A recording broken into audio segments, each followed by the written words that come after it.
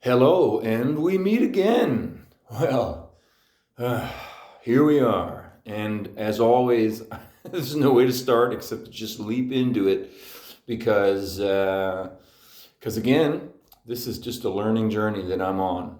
And I got a topic today which I realized while I was playing music last night that it was a topic I wanted to talk about. It's important, but it's very, very uh, taboo, and that's of course sex and sexuality. And it's important to talk about because if I talk about energy, if anyone talks about energy, it leads you to this abstract kind of place, and yet there is no escape that energy is sexuality, not limited to sexuality. But what I would say is all sexuality is energy, but not all energy is sexuality. Because, I mean, that may just seem like a philosophical, a philosophical hair splitting, but it's vital to understand that. Because, when we're children, we are in a state of unconditional love, and we just got this bounty of energy. Children are just energy, right?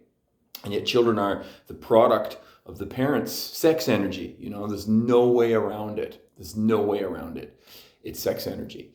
But as children, it's this innocent expression. And yet, the moment we hit adolescence, some other thing happens. The engines of our lives turn on, and everything becomes more intense. Everything becomes more intense. As we all know, we've all been through adolescence. And speaking as someone in the field of mental health and addictions, it's no coincidence that schizophrenia and the schizophrenia spectrum of illnesses, they are known generally as adolescent onset illnesses, which is to say,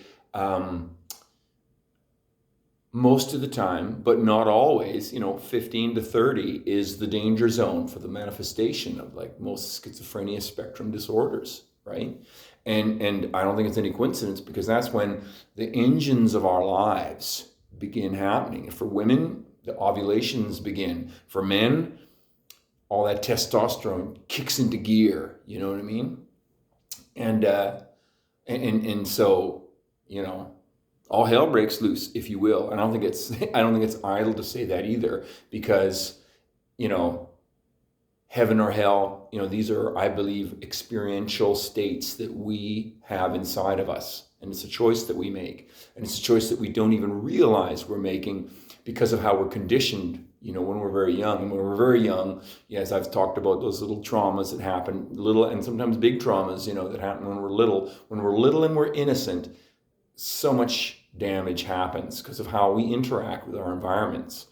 And then, when our sexuality begins exerting itself, as adolescents, it just amplifies everything, And speaking of my story, because, it's still my healing journey, so I'm sharing my own perspective on it, and that's all I can do, is that right in the middle of that sexual engine, fires of life beginning to ignite. My mom died and all those things happened, and it was just, for me, it was all hell broke loose, to be quite honest with you. All hell broke loose.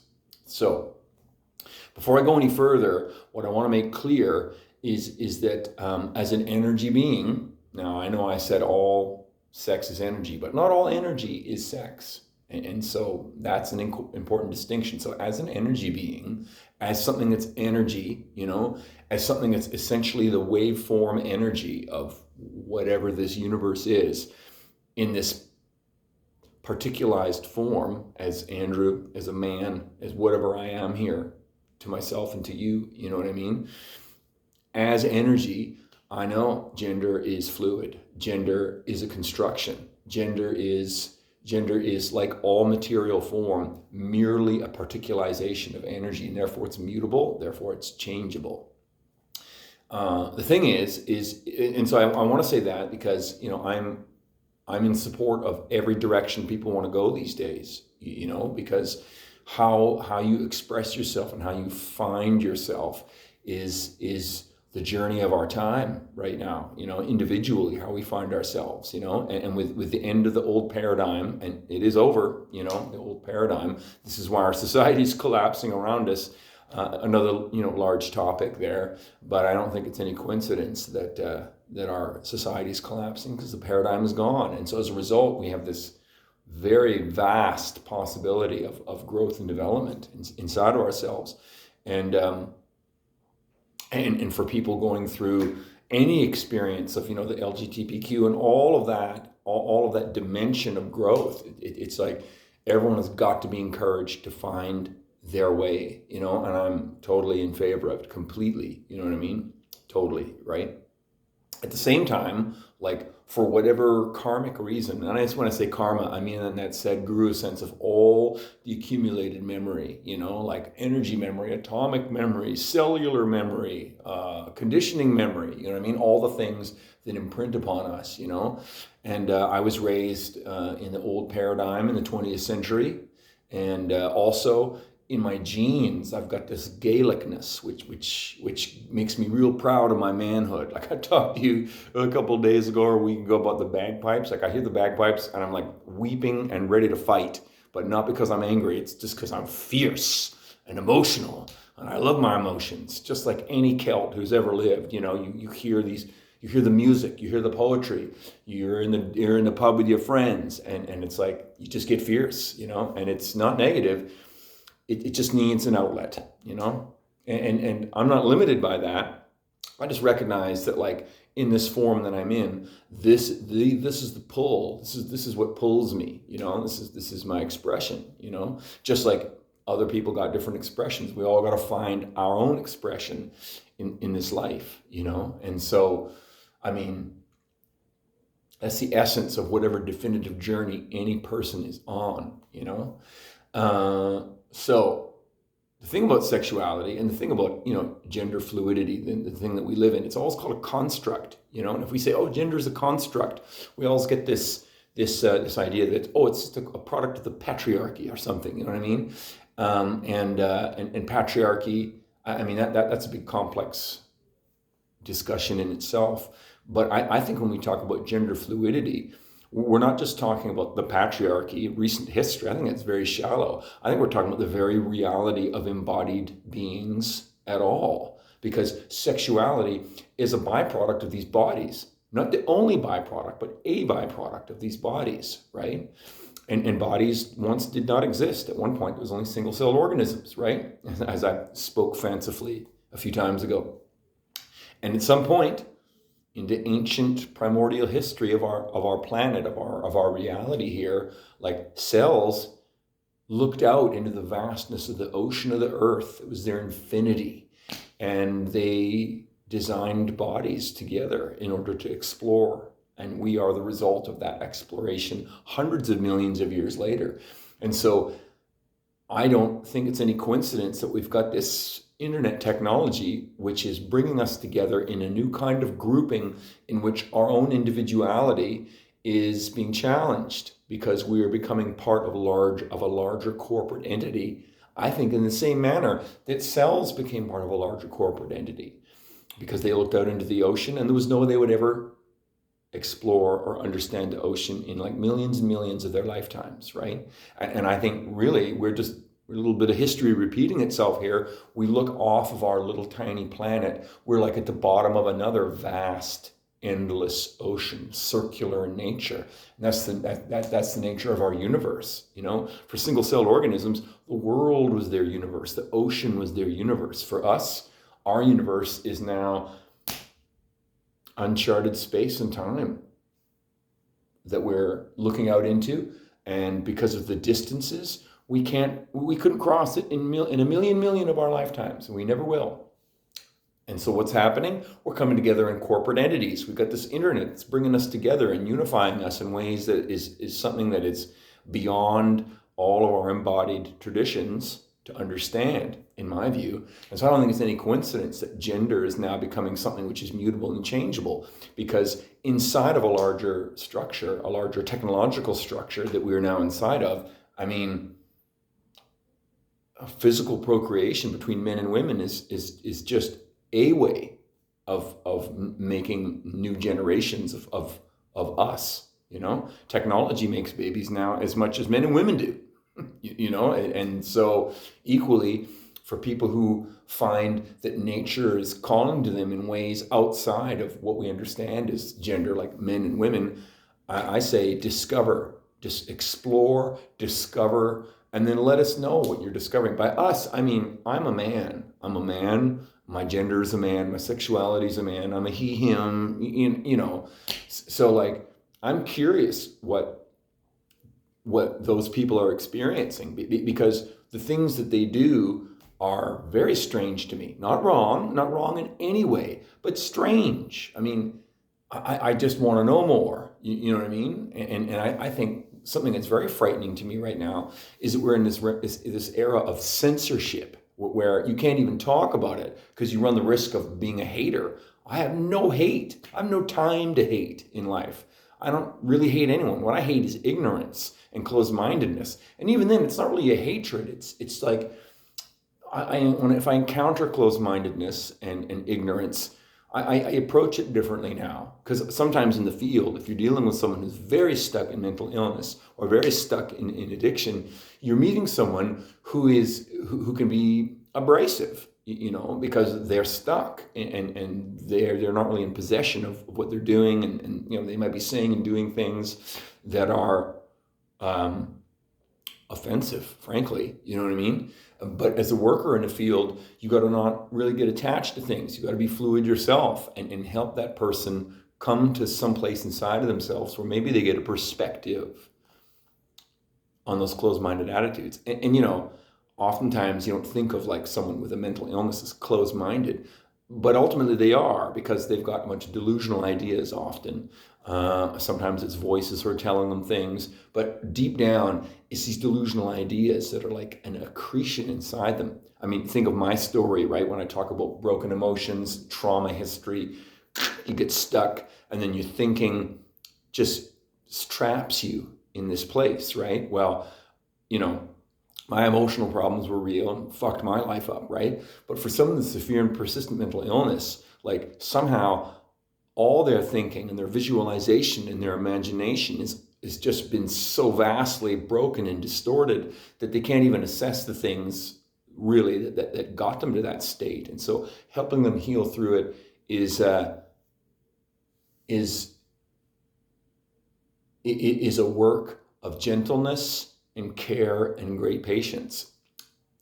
Went a little bit deep there, but what I mean is there's no time to get angry or upset in those situations, and equally, if I encounter someone who's ignorant or closed-minded, I mean, outside of the field, if you just meet people who are like that in society, it's like sometimes like the arrogance and the closed-mindedness and the self-importance in these ignorant and closed-minded views, it's hard to listen to. So I understand why we don't want people like that to talk, like on the internet or something, right? But censorship just is not the way. It's just not the way. You can't you just can't just shut it off. It's got to happen, and it will continue to happen. It just goes underground, and just it'll still be there, and it's there in a more dangerous way because it's hidden and it's forbidden, and there's no way to like bring it into the dialogue in order to synthesize it and heal it, help them heal out of a closed-minded attitude.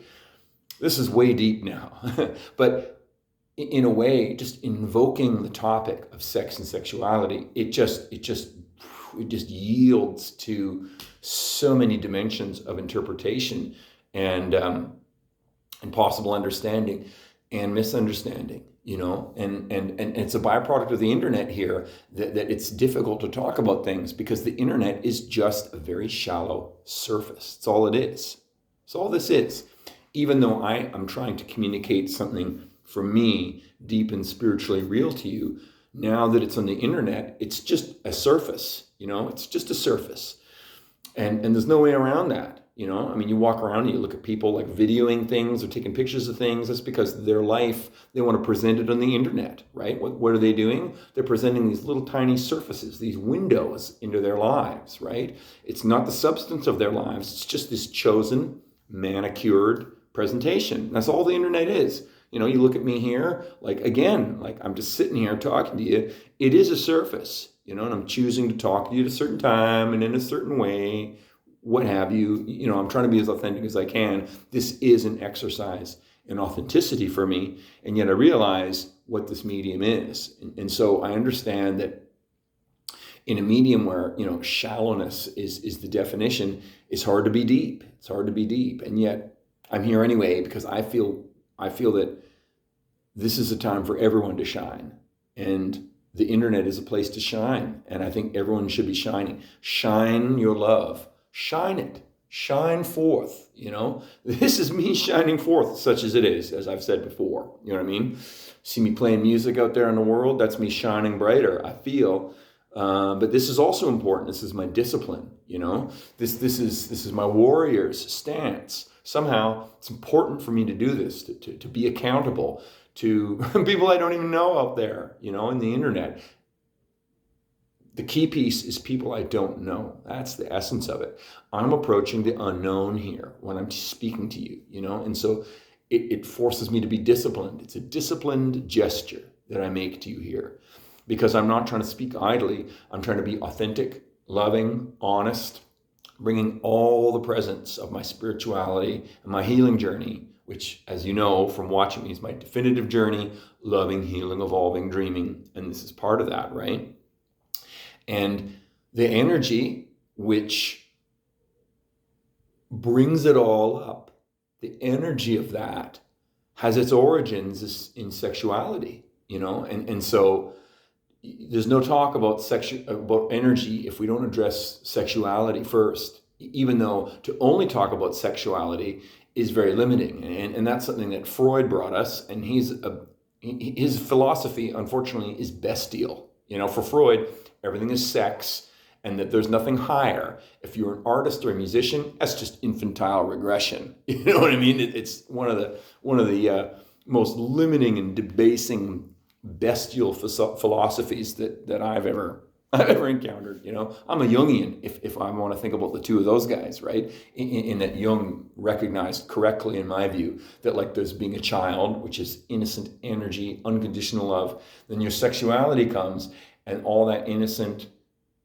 unconditional love channels up through the sex energy. And as I say, all hell breaks loose because sex is so taboo. Even now in the 21st century, we can't even talk about it.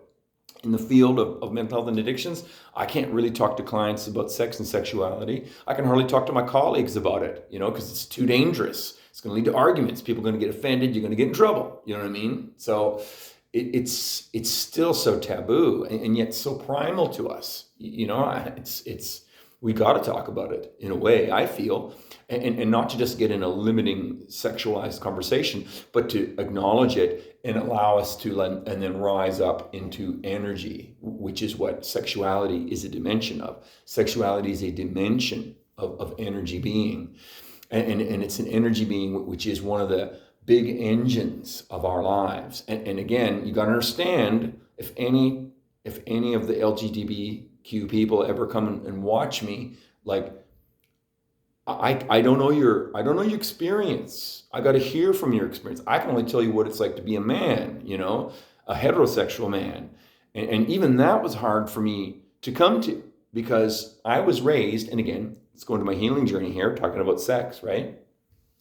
I was raised by what I can just think of as sexless people. Like, I don't know, because what we take from our parents, right? It's not just what they do to us or their direct interactions. That's a layer, like what they do to us and then how we respond to that. That's a layer of our conditioning. The other layer is that your mom and dad are the man and the woman in your life.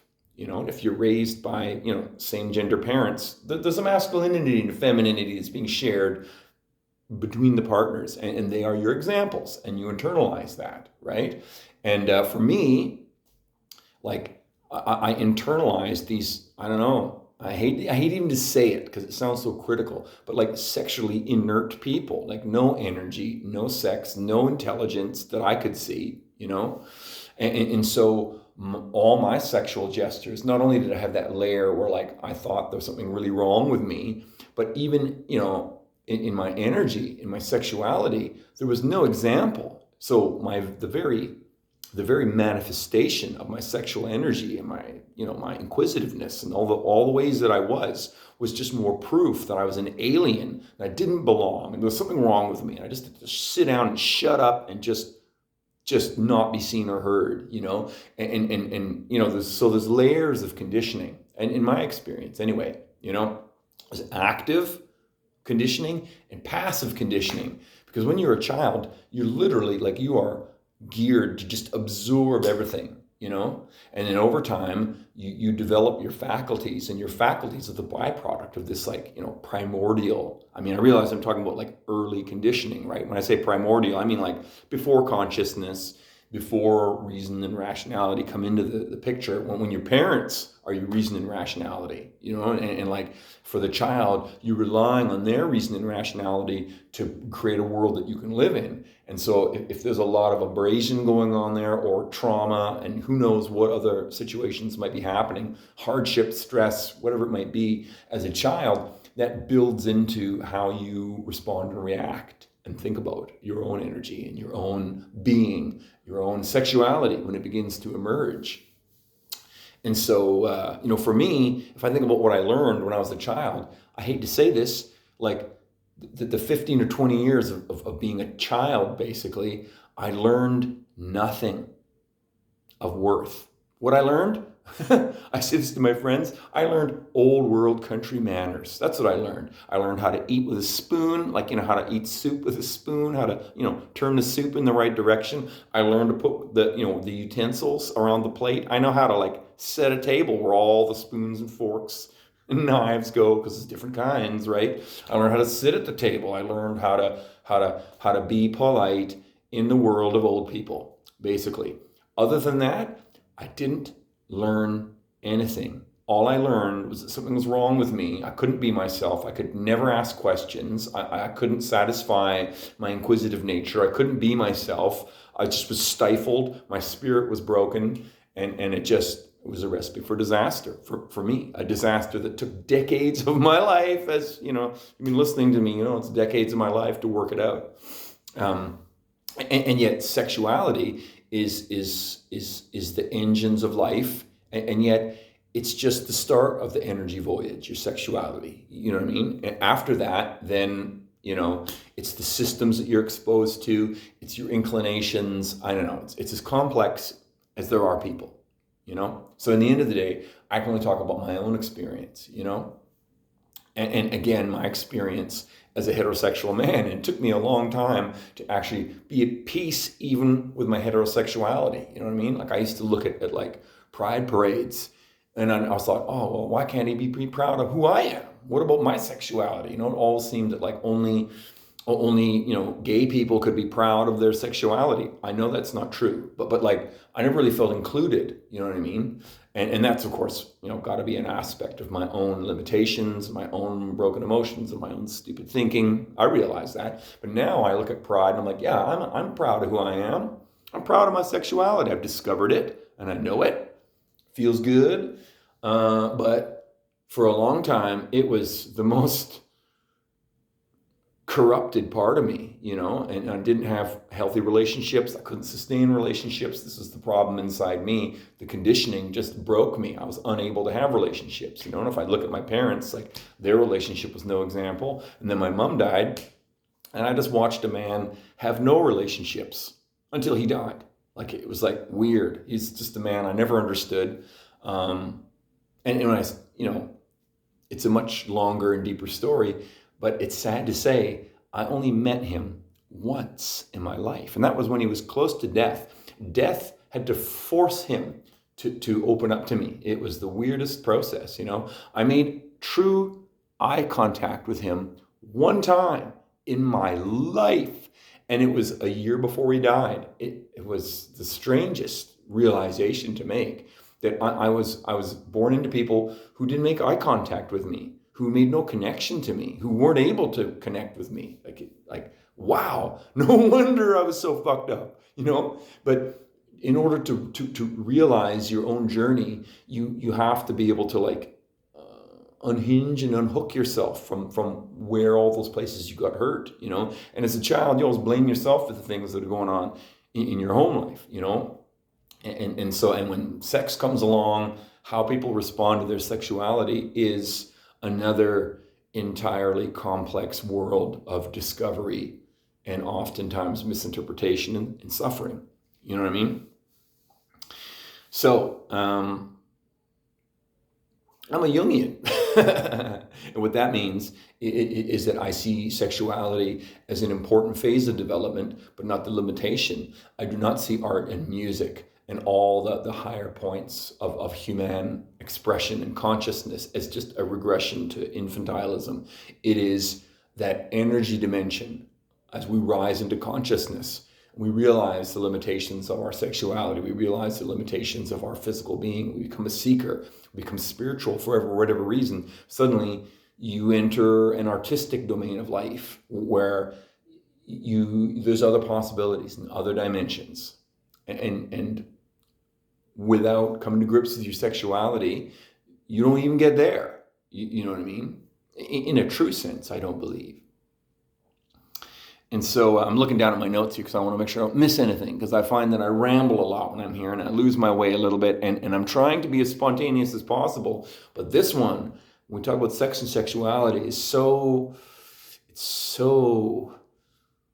easily misunderstood and so easily leads into like offense and conflict and disagreement. Like, I'm not here to disagree with anyone. I'm here to shine my light. And it wouldn't be light if my sexuality weren't in it. You know what I mean? And yet it's not limited to that. It just isn't, Sex is a part of energy, but energy is not limited to sex, So this is important because, the last time I talked to you about loving, right? The importance of being loving. I talked about awareness of death.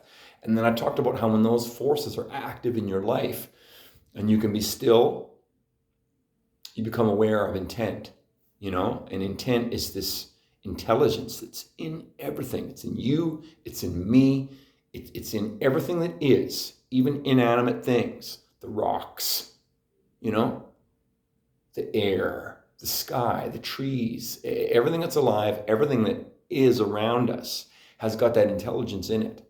And when you're able to be active with love and with awareness of death, it comes to you. It arises in you. It's energy. See? It's energy, right? And so if I talk about intent, I'm talking about energy. And if I'm talking about energy, I'm talking about being loving. Being loving is like, it's like that. It's my own intent. It's one's own intent. Loving, healing, evolving, dreaming, as I call the gears of energy being, right? Dreaming is the ultimate expression. We're in a dream. We're in spirit's dream. This is the ultimate reality. If the dream isn't to your liking, begin to go within and discover that. It begins with loving. Love first. Loving, right? And without awareness of death, then nothing's got any meaning, of course. I realize I'm going over old ground here, right? But then you come to the energy reality, And if your sexuality isn't a part of that, then you're missing something. You are missing something. Sexuality is an important piece of energy. And I can tell you in my own healing journey, all the pain that was in my body was me, again, my problems were emotional in nature, and that gave rise to automatic thinking, which was totally toxic and unhealthy, made me someone who's a prisoner in my own mentality, right? But what it led me to is physical behaviors. So if ever I was having like an energy, I want to move, or like I'm feeling sexual or whatever it may be, I'm always like trying to like suppress it because I don't want to be seen, because that was the worst part of myself. My energy being, my loving being was the only part that I couldn't show in my family life. It was the worst mistake I could make, And so for me, even though my problems were emotional and thinking in nature, they also acquired a physical dimension and of behavior. And how I summed up that behavior was something and how I learned about it was looking at pain in my body. And this is where Eckhart Tolle is another beautiful teacher. You want to learn some stuff? Go listen to some Eckhart Tolle or read his books. He is another beautiful teacher, right? For me, of all the things that I've learned, the most valuable thing that he has discovered and shared with me, which I'm thankful to him for, is pain body. Pain body. Hugely important piece of understanding, because pain body was how I lived.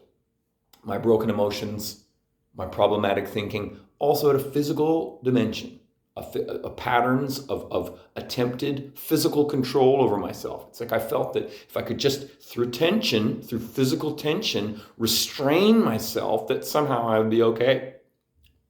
And now I summed that physical gesture up, which, by the way, began when I was very, very young, was clench. Do not allow emotion to be seen. Clench, wince, because I'm wincing for a negative response. I'm wincing from like the anticipated harsh, mocking judgment that was always what I was subjected to. And then recoil, which is to say, withdraw inside myself so that no one can hurt me in my authentic place. Clench, wince, recoil inside. This was like the three dimensions of my brutally unhealthy physical response, which was a physical dimension of all this other broken emotionality that went on inside me. Emotions, problematic thinking, problematic physical being.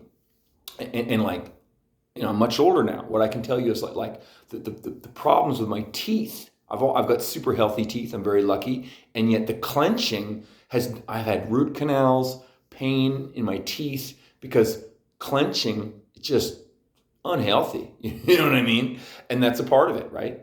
Also, like terrible damage in my lower abdomen because I'm all clenching. I'm always afraid of any kind of like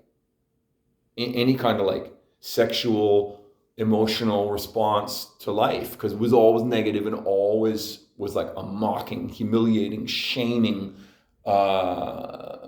reaction to me. And so I internalized this. I don't want any part of that. We become avoiders, and avoidance is one of the key problematic features of mental illness, and I suppose addiction for that much, because when you're in addiction, as Dr. Mattei says, addiction is the opposite of connection. So if you've got problems with connection, addiction replaces that. So it is a kind of avoidance as well. Avoidance is to say we want to avoid things that hurt us, which is totally understandable. But unfortunately, that process, which is a healthy survival mechanism, perhaps, when we're young, it becomes outdated and imprisons us in very unhealthy ways of living. You know what I mean? And so for me, clench, wince, recoil was like this physical way I did everything I could to not be seen, and therefore not judged, not hurt, not punished. And of course, it never worked, because people could see me clearly. It's like there I was thinking I was hiding through all this physical contortions and distortions, right? And yet I'm still present. That's the crazy illusion of mental illness. It's like people who are trapped that way, they don't think they can be seen, or their efforts are to be unseen. You know what I mean? They don't want to. It's denial. It's disavowal based on a dislocation coming from inside. You know what I mean? And so like helping people unravel all this mangled, negative inner contortions and distortions of healthy living is what healing is, And so here I am talking about sexuality, and now I've introduced another dimension of my physical healing, which is all that physical tension. You know what I mean? When I was younger, I was like, let me take a step back. When I was in high school, I became a food addict. I became really fat, bullying and abusive, not a proud moment for me in my life. But when the information came in, I changed. I lost the weight, right?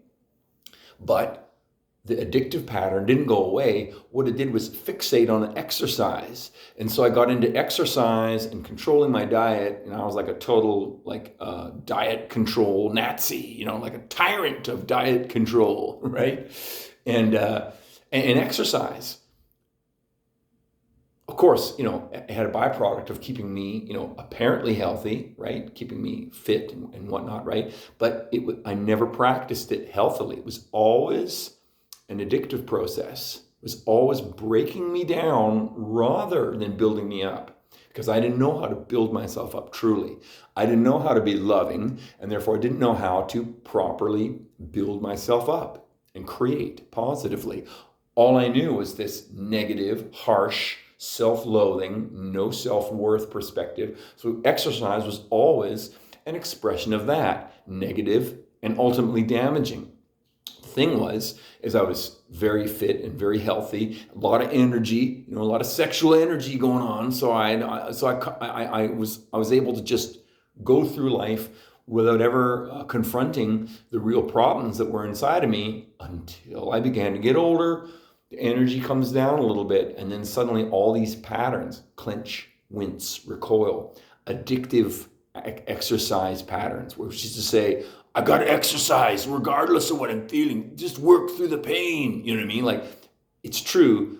When you do start to exercise, there is a kind of pain. Your lungs are in pain, your muscles are in pain. There is a pain that you got to go through, which is rewarding, right? But pain that's not good is like joint pain and like pain in which you're breaking your body down in some way. And that is addictive process, and over time, everyone who suffers from mental health and addictions issues is going to manifest physical damage and illness and eventually death, in a painful way. And for me, clench, wince, recoil, and then addictive exercise took me to oh my God, the damage, the sciatic, the lower back pain. I had this thing called osteitis pubis, which is a high impact damage I did to the connective tissue between the halves of my pelvis. I blew up my adductor muscles, all these areas of effect, which brought pain to my genital area. You know what I mean? It just, pain became my life. And there was a certain time in my life when I could hardly walk. There's a certain time in my life I never thought I would sit cross-legged again. I mean, this is 10, 15 years ago now. But for many years, I lived that way, where I just was again, being a warrior allowed me to survive these terrible physical experiences without being able to really, why is this happening to me? I'd say, I'd be I'm just, poor me. You know what I mean? I'm just a fuck up. This is the byproduct of being such an asshole and such a loser and such a worthless piece of shit. I mean, I don't think those words ever formed part of my broken emotionality, but being ashamed of myself and thinking that I had no self-worth and having very, very negative feelings about my sexuality, about my energy, about my love, about myself. I mean, these were the secret heart meaning of all of the damage that I did to myself emotionally, mentally, physically, in the pain that I accrued in my body. I'm sitting cross-legged right now as I talk to you. And it's just, I can't even believe it. But healing is real. Healing is real. This is why, again, I'm shining my light here to you, is because, if a broken wretch like me can heal myself, so can you. And I'm telling you what worked for me, because maybe in your own life, some of the things that I'm saying might make sense to you. You know what I mean? And so, where sexuality is, there too will be your pain body in whatever way you experience it, And this is another aspect of being with clients in the field. People with mental health and addictions issues, if you get to know them over a long period of time, I say them as if I'm not one of them. I so am. But when you meet people, invariably you will find a story of physical pain, but they're so dislocated from their physical life, they're so caught up in all that broken thinking, which is a byproduct again of that of the traumas that fuck up our emotions, and then how our thinking reinforces that, and then again how our physical bodies will manifest all of that inner nonsense in physically damaging ways, you know, and you will discover pain body experience inside yourself when you begin healing. Places where you sore. Where are you sore? Well, you sore in places where you're just not loving yourself and you're not taking care of yourself. And why do you have those blind spots? Well, this will lead back into, you know, where my mantra begins, be loving. If you're loving and you got a pain, well then work it out. What happened? Why is it that way? You know what I mean? Our bodies are where we write so much of our unhealthy ways, you know, and equally where you can see someone's radiance once they begin to shine. You know, I hope that there's a certain radiance in me that you can see, because like I am working every day on this, you know, because I'm going to die, and I want to die in love with myself and in love with life and in love with spirit. And when spirit comes to me in the form of death, I just want to be taken and go where I need to go, you know, in the best spirit that I can be, which is loving, healing, evolving, dreaming. Whew, this is a long one. And again, I'm always left with this sense that, like, have I said enough? Have I said anything? Has anything meaningful been said? Because when you address spiritual reality, words never really get to the essence of it. And so I'm always left with this sense of like, ooh, I haven't said enough, or I haven't said the proper things. But that's the way it's always left. Spirit always leaves me with that sense of wanting more. And it's not really a wanting more. It's just a sense of like,